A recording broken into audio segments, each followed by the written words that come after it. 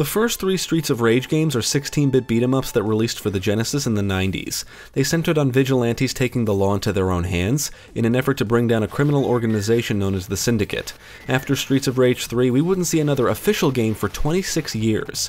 Developed by Dotemu, Lizardcube, and Guard Crush Games, and published by Dotemu, Streets of Rage 4 was released for PC, Switch, PlayStation 4, and Xbox One in April 2020. For this review, we played the PC version. Now let's take a look at Streets of Rage 4 and see if it makes for a worthy series comeback, or if it's just stuck in the past.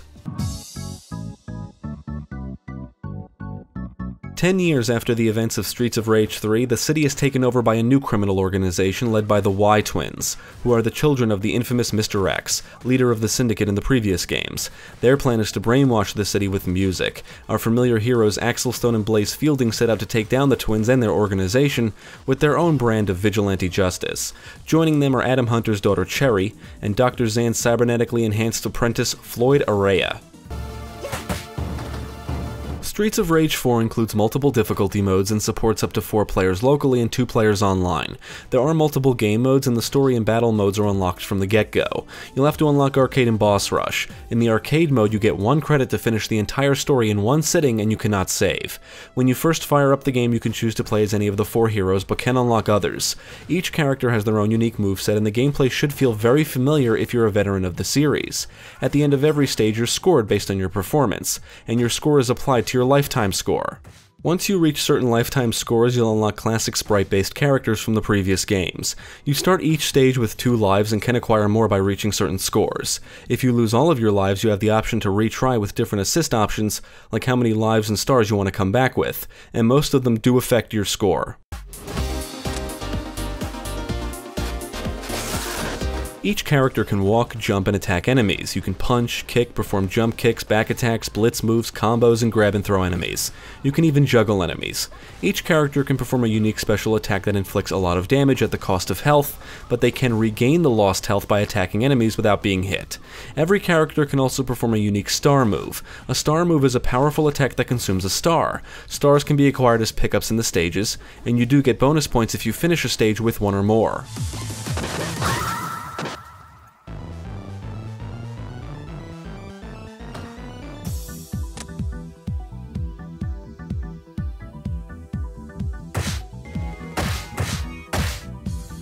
Now, you can break out of grabs, but you can't really defend yourself. You still can't block, and you also can't roll to evade attacks, which was a mechanic introduced in Streets of Rage 3.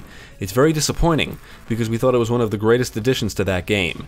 In Streets of Rage 4, enemies can move faster than you and attack you from different planes, and considering how challenging the gameplay can be, being able to roll would have been nice.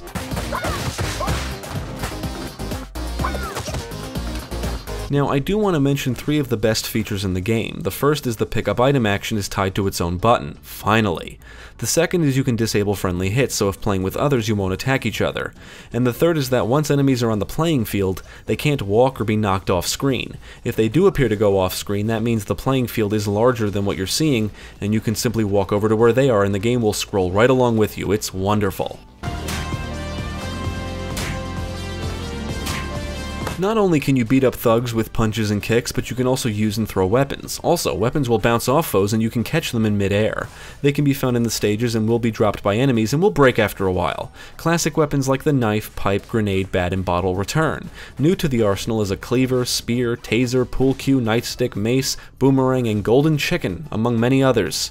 In addition to weapons are other pickups like stars as mentioned earlier, and most pickups are found by breaking something. Food replenishes health and money rewards you with extra points. One neat feature in Streets of Rage 4 is being able to change the type of food from the options menu.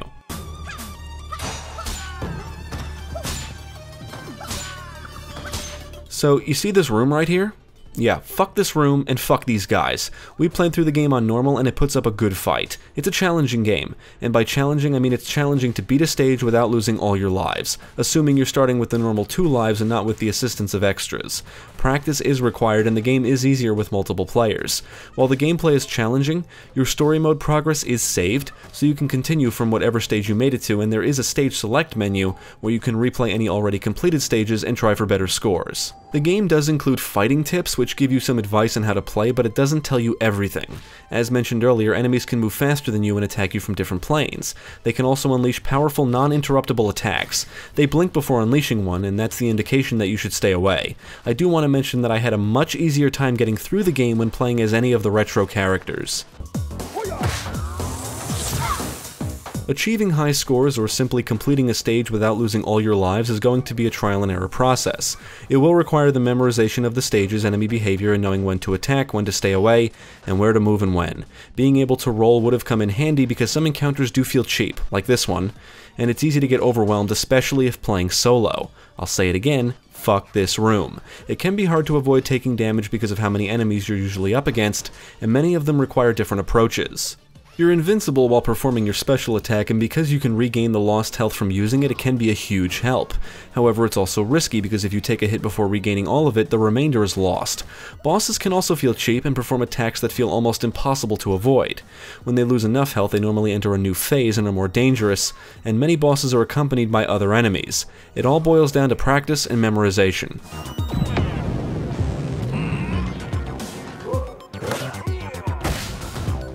Many of the foes from the previous games return along with several new ones, and they're all named. You'll fight thugs, cops, cyborgs, assassin agents, bikers, and every stage ends with a boss. In some areas you'll encounter cops and thugs fighting each other. It's pretty cool. Enemies will punch, kick, grab, and throw you, and they can pick up and use weapons. Some can even catch the ones you throw. Some foes can block, certain ones can breathe fire, others can lob grenades and elemental bottles, and shield cops will activate an energy shield that can deflect attacks. Weapons are prevalent throughout the whole game and can make things easier, and throwing them is a good way to hit enemies from long range or just keep them at bay. You can't always rely on weapons, so learning how to perform combos and juggle enemies and using the environment to your advantage are very important. Performing combos and juggling foes not only inflicts significant damage, but it's also a way to rack up big points. Enemies can break your combos and interrupt most of your attacks, so timing is key.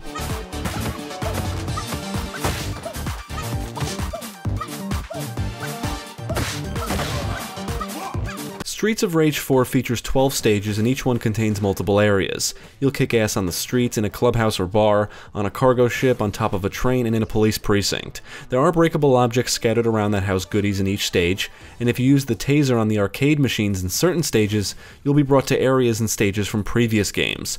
There are hazards to avoid like toxic liquid, electricity, wrecking balls, and exploding barrels, among others. However, these can be used to your advantage, and enemies are usually stupid enough to walk into environmental hazards, and it's fun throwing them down holes and off ledges. If you pay attention to the environments and backgrounds, you'll notice nods to previous games and even other franchises, including Sonic and Shinobi.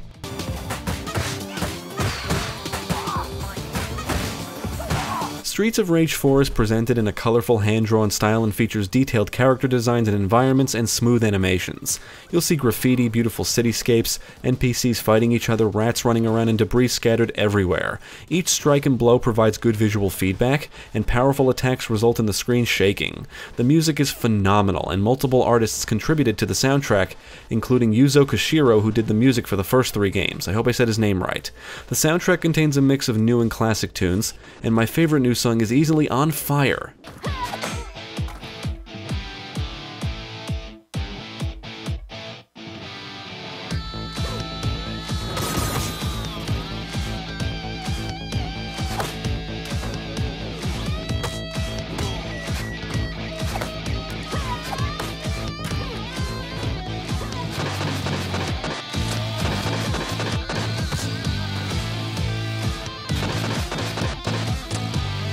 The game does let you toggle on the retro soundtrack, which is full of songs from the classic games. Characters will grunt, groan, and shout when performing specific moves, and the sounds of hits landing is satisfying. On the technical side, we encountered no issues.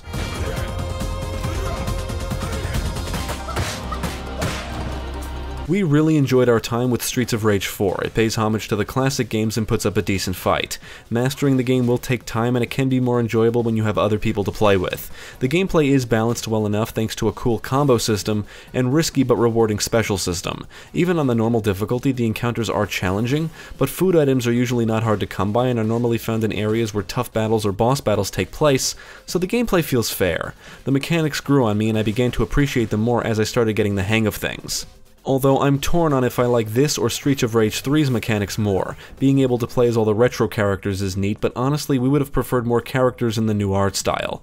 Ultimately our issues with the game are minor. The new mechanics help make the tried and true beat-em-up gameplay feel fresh. Streets of Rage 4 is a great game that's pleasing on the eyes and ears, can be enjoyed solo or with others, and has plenty of replay value.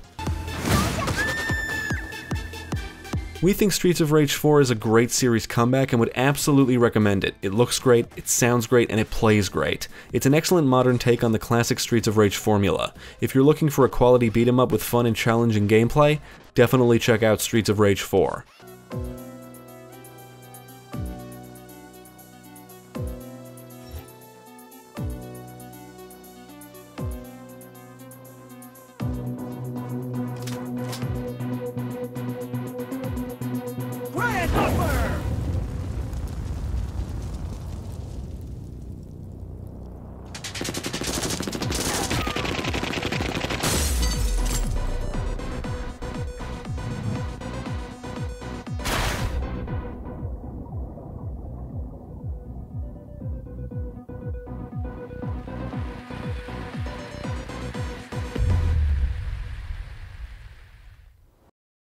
Thank you for watching. If you enjoyed this video, check out the rest of our channel, follow us at the links below, and you can also support us on Patreon.